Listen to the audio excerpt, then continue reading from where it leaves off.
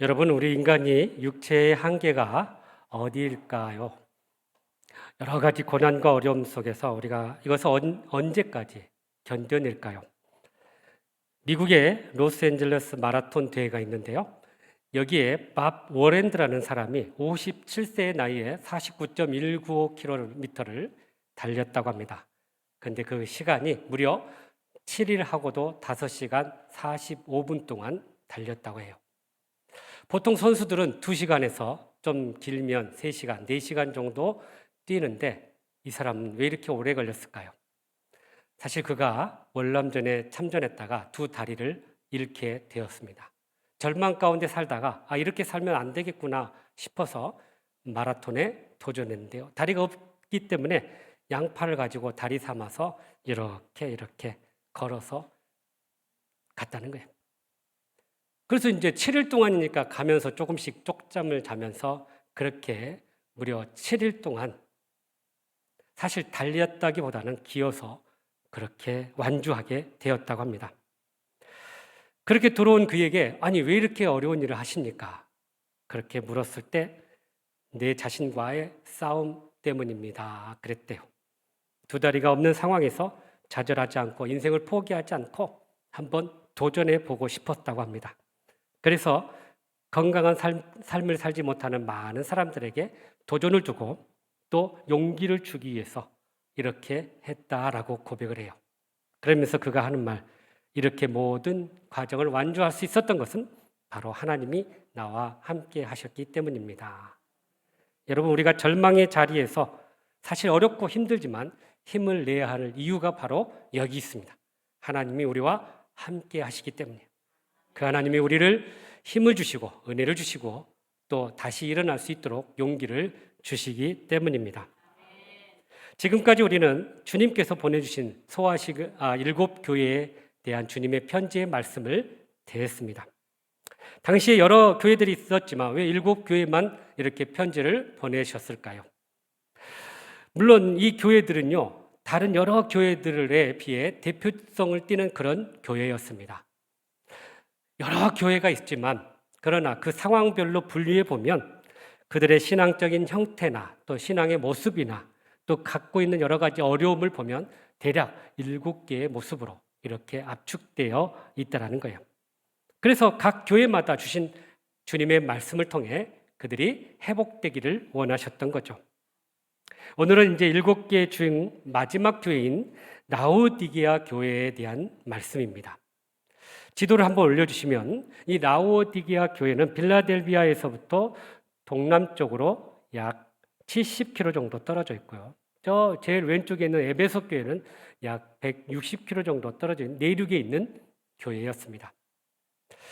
이 교회 주변에 보면 골로새 또는 헤아볼레라 이런 도시들이 있었는데요. 특별히 이 도시 이름을 따게 된 계기가 있었다고 그래요. BC 250년 전에 알렉산더 대왕의 후계자였던 안티오쿠스 에피파네스가 이곳에 점령하고 나서 그의 아내 이름 나오티케의 이름을 따서 붙인 이름이라고 합니다. 라오디게아 지역은요 3가지 특징이 있는데요. 첫 번째는 양모 산업이 매우 발달한 지역이었다고 해요. 그래서 양털을 이렇게 거두어 가지고 옷을 만들어 옷감을 판매하는 그런 지역이었죠. 그러다 보니까 상업이 발달하고 금융이 발달하는 그런 도시였다고 해요. 두 번째는 이곳에 아주 유명한 의과 학교가 있었다고 합니다. 그래서 의사들을 기르는 양성소가 있었는데요. 특별히 이곳에 이 유명한 안약이 생산되어서 만들어져서 세계적으로 각광을 받는 그런 제품이 있었다고 합니다. 세 번째는 이 지역에 자체적으로 물이 나오지 않기 때문에 다른 지역에서 물을 끌어다 썼는데요. 그러니까 먼 지역에서 물을 끌어다 오니까 지역이 물이 이렇게 미지근할 수밖에 없었던 그런 상황이었습니다. 그러므로 이러한 지역적 특성을 가진 라오디게아 교회를 통한 예수님께서 하신 말씀, 그것은 바로 더욱 열심을 내는 교회라는 거예요. 우리가 어떻게 하면 열심을 내서 주님의 뜻을 이룰 것인지 오늘 또 주시는 말씀을 통해 주님의 음성을 듣고 순종함으로 그렇게 열심을 내어서 승리하는 복된 교회가 되기를 주님의 이름으로 축복합니다. 먼저 14절 말씀 같이 읽어보죠. 시작. 라오디게아 교회의 사자에게 편지하라. 아멘이시오. 충성되고 참된 증인이시오. 하나님의 창조의 근본이신 이가 이르시되. 아멘. 자, 여기 보니까 예수님께서 자신을 소개하기를 먼저는 아멘이시오라고 이야기합니다. 여러분, 아멘 우리 많이 들었던 말이고 또 했던 말씀이죠. 우리가 말씀을 들을 때, 또 기도할 때, 또 찬양을 마칠 때 아멘으로 화답합니다. 그 의미는 그렇게 되기를 원합니다. 그렇습니다. 라고 하는 동의의 개념이에요. 그런데 놀랍게도 예수님에 대해서 아멘이시오라고 이야기합니다. 여러분, 그러니까 이 말은 결국 예수님께서 이러한 모든 일에 아멘 하시는 분이시다. 동의하시고 그렇게 되기를 원하신다는 분이시다는 거죠. 성경에 보면 예수님을 아멘으로 표현한 것은 다른 것은 나오지 않아요. 그런데 이사야 65장에 보면 아멘의 하나님에 대해서는 나옵니다. 그래서 아멘의 하나님에 대한 소개는 있지만 오늘 본문에 보면 이 아멘이신 예수님을 처음 소개하고 있다는 거죠. 왜 예수님을 아멘으로 표현했는가? 요한계시록 22장 20절에 보면 이런 표현 나오는데 한번 읽어볼까요? 시작. 그것들을 증언하신 이가 이르시되 내가 진실로 속히 오리라 하시거늘 아멘. 주 예수여 오시옵소서. 아멘. 아멘. 그러니까 결국 아멘이신 예수님을 강조한 것은 하나님의 모든 말씀을 예수님께서 다 순종하시고 받아들이시고 또 마지막 재림 때에 이 모든 것들을 다 이루실 분이심을 강조한 표현이라는 거죠. 고린도후서 1장 20절에 보면 이런 말씀이 있어요. 한번 읽어볼까요? 시작. 하나님의 약속은 얼마든지 그리스도 안에서 예가 되니 그런즉 그로 말미암아 우리가 아멘하여 하나님께 영광을 돌리게 되느니라. 아멘. 자, 여기 보세요. 그리스도 예수 안에서 예가 된다. 항상 예수님 안에서 예스, 예스, 아멘. 그리고 또 오늘 하반절에 보면 아멘으로 영광을 돌릴지어다. 그러니까 우리의 믿음은 아멘으로 화답하면서 그 믿음의 열매가 맺어지는 거예요. 예수님께서 약속하시고 하나님께서 말씀하신 것을 우리가 아멘으로 받아들이고 그렇게 되기를 원합니다 하고 순종할 때 그 약속의 말씀이 우리를 통해서 이루어지게 된다는 사실입니다. 이렇게 주님은 늘 하나님의 말씀에 아멘으로 순종했고 또 대속의 그 은혜와 심판의 모든 것을 하나님의 뜻대로 이루시는 아멘 하시는 그러한 분이심을 우리에게 소개하고 있어요. 그렇다면 우리의 삶도 마찬가지죠. 아멘이신 예수님을 따라서 우리도 모든 일에 아멘, 예스 하면서 그 말씀에 순종할 때 하나님의 약속의 말씀이 우리를 통해 이루어지게 될 줄로 믿습니다. 두 번째는 예수님에 대해서 충성되고 참된 증인이다라고 말씀해요. 하나님께서 주신 모든 그 말씀 또 그 사역을 충성되이 행하셨고 순종하셨고 그것에 대한 참된 증인이 되셨다라는 거죠.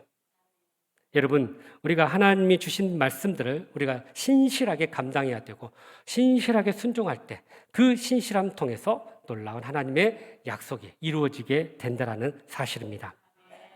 세 번째는 주님에 대해서 창조의 근본이신 이라고 소개하고 있어요. 그러니까 예수님께서도 창조 때 함께 그 일에 모든 일에 동참하셨다는 거예요. 또 마지막 심판의 모든 것도 주님이 주관하시고 함께 하신다는 거예요. 여러분, 요한계시록 21장 6절 말씀 한번 읽어볼까요? 시작. 또 내게 말씀하시되 이루었도다. 나는 알파와 오메가요 처음과 마지막이라. 내가 생명수 샘물을 목마른 자에게 값없이 주리니. 아멘. 여기 분명히 말씀한 게 알파와 오메가다. 처음이요 시작이다. 처음 때 창조도 하셨고 마지막 때 모든 걸 심판하시는 것도 주님이 하시겠다는. 그러니 이 창조의 주관자이시고 또 마지막 심판의 주관자이심을 강조하고 있는 것입니다. 그러므로 아멘으로 순종하시는 주님처럼 우리가 신실한 주님의 증인으로서 삶을 살아갈 때 우리를 통해서 주님의 역사가 뜨겁게 일어나게 될 줄로 믿습니다. 계속해서 우리 15절, 16절 말씀 읽어볼까요? 시작. 내가 내 행위를 아노니 내가 차지도 아니하고 뜨겁지도 아니하도다. 내가 차든지 뜨겁든지 하기를 원하노라. 내가 이같이 미지근하여 뜨겁지도 아니하고 차지도 아니하니 내 입에서 너를 토하여 버리리라. 아멘. 자, 이렇게 예수님께서 라오디게아 교회에 먼저 책망하는 말씀이 나오는데 그들의 미지근한 신앙을 책망하고 있다는 것입니다. 여러분, 미지근한 물로 그들의 영적인 상태를 묘사하고 있는데요. 미지근하다 무슨 말일까요? 독이다, 또는 열정이 없다, 열성이 없다 그런 의미죠. 그러니까 신앙적으로 뭔가 분명히 결단을 하고 주님을 따라야 되는데 그러한 결단이 없이 물에 물탄 듯 술에 술탄 듯 그냥 미지근한 그런 신앙의 모습을 표현하고 있는 것입니다. 예수님께서는 우리 믿음의 성도들이 세상 가운데서 하나님의 자녀로서 또 주님의 제자로서 선한 영향력을 끼치는 그런 삶을 살기를 원하시는데 그런데 우리가 그렇지 못하고 세상에 동화되고 또 세상과 함께 타협하며 살아갈 때 바로 우리의 영적인 상태를 이런 미지근함으로 표현하고 있다는 거예요. 우리가 서두에 라오디게아는요 물이 부족해서 다른 지역에서 물을 끌어다 쓴다고 했지요. 바로 이 도시의 북쪽에 11km 떨어진 히에라볼리라는 곳에서 온천수를 끌어다 썼고요. 또 동쪽으로 16km 떨어진 골로새 지역에서 물을 끌어다 썼는데 그 물은 지하수였어요. 그러니까 온천수는 뜨거운 물이 흘러내려왔고 또 지하수는 아주 찬 시원한 물이 흘러내려왔는데 흘러오는 그 거리 동안에 그 물이 식어버린 거예요. 뜨거운 것은 미지근해지고 찬 것도 달구어져서 미지근해지고 그래서 이 도시 사람들은 늘 미지근한 물을 마시며 살았던 거예요. 그러다 보니까 그들의 성령도 성격도 삶도 늘 미지근한 삶이었던 거죠. 그런 영향을 받아서인지 이 라오디게아 성도들도 모든 믿음의 삶이 이렇게 미지근하고 또 자신의 삶을 분명하게 드러내지 못했던 거죠. 그러니 영적인 삶에서 이런 모습들이 드러날 수밖에요. 그래서 기도하는 삶, 예배하는 삶, 봉사하는 삶 모든 것들이 열정이 없는 미지근한 신앙의 삶이었던 것입니다. 이러한 열정과 뜨거움이 없는 신앙은 결국 영적인 생명력을 잃어버리기 때문에 그 신앙이 습관적이고 형식적이고 또 외식적인 신앙에 빠질 수밖에 없었던 거예요. 그래서 예수님께서 이들에게 오늘 뭐라고 말씀해? 너희들 열심을 품으라는 거예요. 열심을 회복하라 라고 말씀하고 있습니다. 여러분, 하나님의 자녀들이 또 예수님의 제자가 된다는 것은 그냥 이렇게 이루어지는 게 아니에요. 예배만 드린다고 해서 교회에만 참석한다고 해서 그렇게 되는 것이 아니라는 거예요. 우리는 예배의 그 감격을 경험하고 또 주님의 말씀 가운데 우리가 거하고 훈련을 받으면서 믿음으로 나아갈 때 우리가 하나님의 자녀로서 또 주님의 제자로서 세워지게 되는 것입니다. 신앙생활에 있어서는 결코 이 회색지대나 중간지대가 없다는 사실을 우리가 기억해야 한다는 거예요. 주님이냐 세상이냐 양자택일할 때가 있다는 거죠. 여호수아가 이스라엘 백성들을 다 모아놨어요. 가나안 땅을 정복하고 나서 그들에게 양자택일을 권했던 거죠. 지금까지 우리를 인도하셨던 하나님을 택할래? 아니면 이 가나안 땅의 우상을 섬길래? 라고 그들에게 요청했던 거예요. 자, 한번 여호수아 24장 15절 한번 읽어보죠. 시작. 여호와를 섬기는 것이 너희에게 좋지 않게 보이거든 너희 조상들이 강 저쪽에서 섬기던 신들이든지 또는 너희가 거주하는 땅에 있는 아모리 족속의 신들이든지 너희가 섬길 자를 오늘 택하라. 오직 나와 내 집은 여호와를 섬기겠노라 하니. 아멘. 그러니까 하나님을 섬길 것인지 바울과 그 가나안 신을 섬길 것인지 택하라. 나는 하나님만 택하겠다. 또 엘리야가 하나님과 바알 사이에 머뭇머뭇하는 이스라엘 백성들에게 이렇게 말씀하시네요. 열왕기상 18장 21절입니다. 시작. 엘리야가 모든 백성에게 가까이 나아가 이르되 너희가 어느 때까지 둘 사이에서 머뭇머뭇하려느냐? 여호와가 만일 하나님이면 그를 따르고 바알이 만일 하나님이면 그를 따를지어다 하니 백성이 말 한마디도 대답하지 아니하는지라. 아멘. 아멘. 그러니까 엘리야 선지자도 이 바알 선지자들에게 넘어간 많은 이스라엘 백성들에게 다시 한번 그들에게 이 선택을 권하고 있는 거예요. 둘 사이에서 머뭇머뭇하지 마라. 오직 하나님만 섬기자는 거죠. 예수님께서도 주님을 따르는 제자들에게 하나님과 재물을 결코 섬길 수 없다. 양자간에 우리가 선택해야 된다라고 말씀하시는데요. 마태복음 6장 24절입니다. 시작. 주인을 섬기지 못할 것이니 혹 이를 미워하고 저를 사랑하거나 혹 이를 중히 여기고 저를 경히 여김이라. 너희가 하나님과 재물을 겸하여 섬기지 못하느니라. 아멘. 그렇죠? 우리가 하나님과 재물을 돈을 함께 섬길 수 없다는 거예요. 그런데 이 라오디게아 교인들 신앙의 회석지대에 머물면서 이렇게 안이하게 신앙생활하니 예수님께서 뭐라고 말씀해요? 너희들 토하여 버리겠다 이렇게 표현하고 있어요. 이 토하다, 뱉어내다 그들을 혐오하겠다는 거예요. 여러분, 그러니까 그들과의 관계를 단절해 버리고 너희들 이제 심판의 앞에 서게 될 것이다 라고 경고하는 그런 말씀이에요. 그러기에 우리의 신앙은 미지근해서는 안 된다는 거예요. 다시 말하면 우리의 신앙은 뜨거워져야 한다는 거예요. 여러분, 기독교 신앙은 뜨거움의 신앙입니다. 왜냐하면 이 뜨거움 신앙 속에서 우리가 변화되고 성령의 역사를 경험하게 되는 거예요. 그래서 이 뜨겁다라는 말, 그 속에서 기쁨이 끓어오른다라는 그런 의미를 가지고 있어요. 그래서 예수님께서 우리에게 차갑든지 뜨겁든지 하라고 말씀하시는데 사실 엄밀히 말하면 뜨거워지라라는 거예요. 여러분, 뜨거운 신앙은 차가운 신앙하고 달라요. 차가운 신앙은 어떤 신앙이에요? 신앙이 식어버렸어요. 그래서 냉소적이에요. 은혜도 없어요. 비판적이에요. 식어버린 신앙의 전형적인 모습이에요. 그렇다면 우리가 어떻게 하면 뜨거운 신앙을 갖게 될까? 어떻게 하면 우리가 뜨거운 신앙생활을 통해서 하나님의 은혜를 누리게 될까요? 첫 번째는요, 성령을 통해 우리가 뜨거워진다라고 이야기합니다. 여러분, 사도행전 2장에 보면 성령이 임하는 사건이 나오는데요. 성령 강림 사건을 통해서 성령이 불의 혀같이 임했다라고 이야기해요. 그래서 불은 모든 것을 태워버려요. 불은 우리의 연약함, 부족함을 단련하는 그런 도구예요. 그래서 이 불을 통해서 우리가 뜨거워지게 되고 하나님의 사람으로 세워지게 된다는 사실입니다. 두 번째는 우리가 말씀을 통해서 뜨거워져야 돼요. 누가복음 24장 32절 한번 읽어보죠. 시작. 그들이 서로 말하되 길에서 우리에게 말씀하시고 우리에게 성경을 풀어주실 때 우리 속에서 마음이 뜨겁지 아니하더냐 하고. 아멘. 이 엠마오로 내려가는 제자들이 예수님과 만나게 돼요. 근데 예수님이 알아보지 못한 거예요. 근데 예수님께서 일어난 일들을 이렇게 풀어주셨어요. 그러고 나서 그 다음날 이렇게 보니까 마음이 뜨거워진 거예요.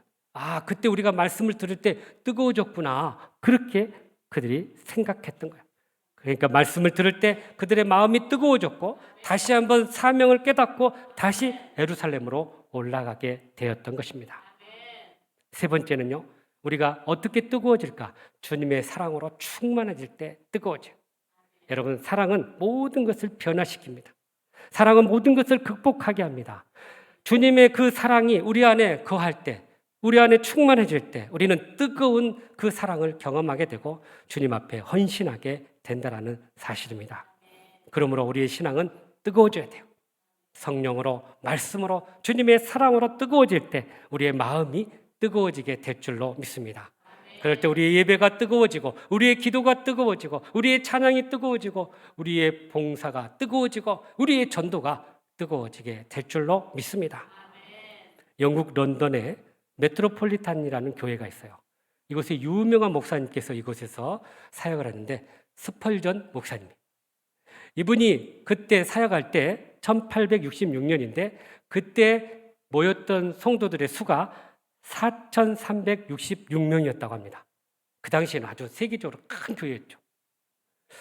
그런데 이 스펄전 목사님이 이 성도들을 모아놓고 이런 설교를 했다는 거예요. 사랑하는 형제 자매 여러분, 주님을 향해서 가슴이 뜨거운 사람 12명만 있다면 이 런던의 삭막함, 이 런던의 모든 것이 회복되고 부흥하게 되고 뜨거워지게 될 것입니다. 그러나 여러분, 4,366명이 있다 할지라도 전부 다 미지근하면 이 도시에는 아무런 일이 일어나지 않을 것입니다. 우리에게 굉장히 충격적인 표현이에요. 숫자가 많다고 해서 그것이 뜨거워지는 게 아니라 우리 개개인이 정말 주님의 그 사랑 안에서, 성령 안에서, 말씀 안에서 뜨거워질 때 우리가 영적으로 일어나게 되고 주님이 주시는 사명을 온전히 감당하게 될 줄로 믿습니다. 사랑하는 성도 여러분, 내 신앙이 아직 미지근합니까? 열정이 없습니까? 은혜도 없습니까? 그렇다면 오늘 말씀처럼 성령과 말씀과 주님의 사랑으로 뜨거워질 수 있기를 간절히 바랍니다. 그래서 주님의 그 능력을 경험하고 주님이 주신 사명을 온전히 감당하는 저와 여러분의 삶이 되시기를 주님의 이름으로 축복합니다. 마지막으로 우리 17절, 18절 말씀이네요. 시작. 내가 말하기를 나는 부자라 부유하여 부족한 것이 없다 하나 내 공고한 것과 가련한 것과 가난한 것과 눈먼 것과 벌거벗은 것을 알지 못하는도다. 내가 너를 권하노니 내게서 불로 연단한 금을 사서 부요하게 하고 흰 옷을 사서 입어 벌거벗은 수치를 보이지 않게 하고 안약을 사서 눈에 발라 보게 하라. 아멘. 자, 이런 미지근한 신앙에 대해서 예수님께서 다시 한번 경고의 말씀을 주는데요. 이들이 생활은 풍요하고 또 이 삶은 넉넉했어요. 그래서 자신들은 넉넉하다, 부유하다 이렇게 생각했습니다. 그러니까 물질적인 풍요로만 넉넉하게 여겼는데 예수님께서는 그 모습을 보고 오히려 권고하고 가련하다라는 표현을 썼어요. 그러니까 물질적으로는 풍요할지 모르나 영적으로는 그들이 매우 궁핍하고 가난한 그런 자였다는 거예요. 여러분, 우리가 소득이 많고 또 여유가 있게 되면 신앙생활을 등한시할 때가 참 많습니다. 그래서 소득 3만 불이 넘어가면 나라들마다 신앙적으로 다 약해지는 그런 모습을 발견하게 돼요. 그런데 예수님께서 이들의 영적인 상태를 정확하게 보신 거예요. 그러면서 그들의 풍요로움 속에 그 궁핍하고 영적으로 가난한 그들의 모습을 지적하고 있는 것입니다.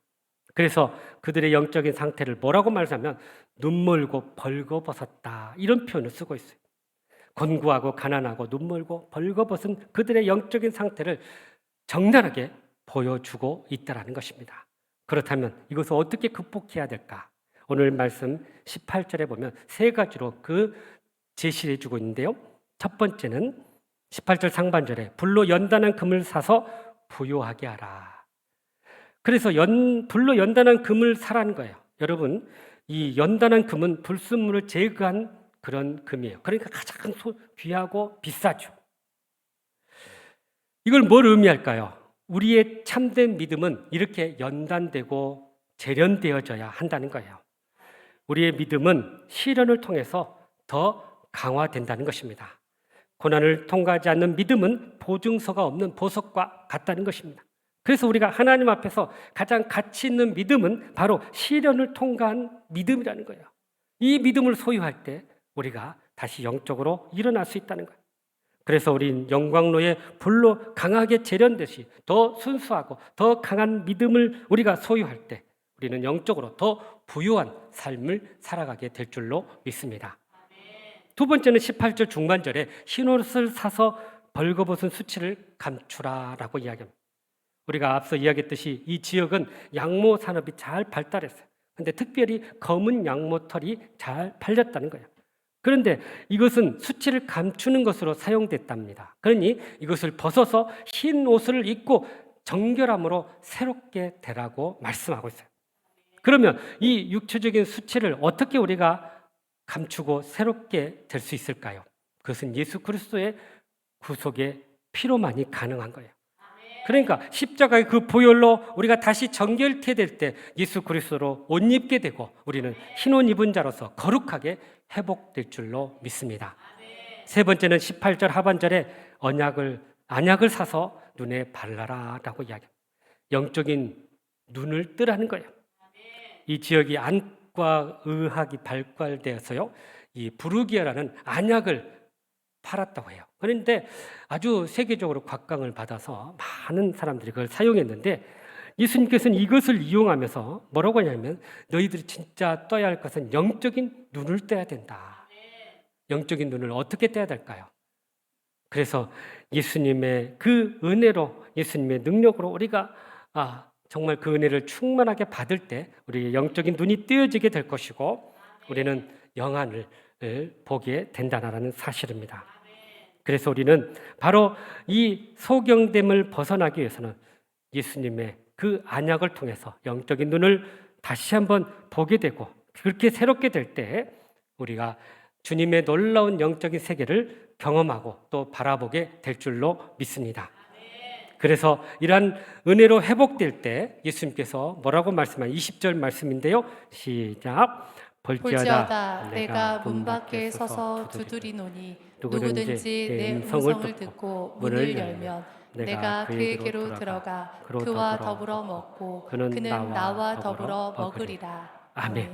그래서 주님과 다시 한번 영적으로 회복되어서 주님과 동행하는 복된 삶이 된다라는 사실입니다. 사랑하는 성도 여러분, 미지근한 신앙에서 벗어나 열심을 내기를 원하십니까? 더 뜨거워지기를 원하십니까? 그렇다면 오늘 주신 말씀처럼 먼저 아멘으로 순종하시는 주님처럼 신실한 말씀의 증인의 삶을 살아갈 수 있기를 간절히 바랍니다. 또한 미지근한 신앙을 버려버리고 뜨거운 신앙을 소유해서 그렇게 성령과 말씀과 주님의 사랑으로 가득 채워줄 수 있기를 간절히 바랍니다. 나아가서 불로 연단된 금처럼 순전하고 강한 믿음으로 모든 것을 영적으로 분별하는 복된 삶이 되기를 간절히 바랍니다. 그래야 주님을 위해서 더욱더 열심을 내어 우리에게 주신 사명을 온전히 감당하는 저와 여러분의 삶이 되시기를 주님의 이름으로 축복합니다. 기도하겠습니다. 사랑과 은혜가 풍성하신 하나님, 참으로 미지근한 우리의 신앙에서 이제 벗어나서 주님의 그 뜨거운 사랑을 다시 한번 경험하게 하여 주시옵소서. 성령의 충만함을 경험하게 하여 주시옵소서. 말씀의 능력을 경험하게 하여 주시옵소서. 그 뜨거운 신앙을 우리가 소유해서 하나님 주신 사명을 온전히 감당하게 하여 주시옵소서. 예수님의 이름으로 기도하옵나이다. 아멘.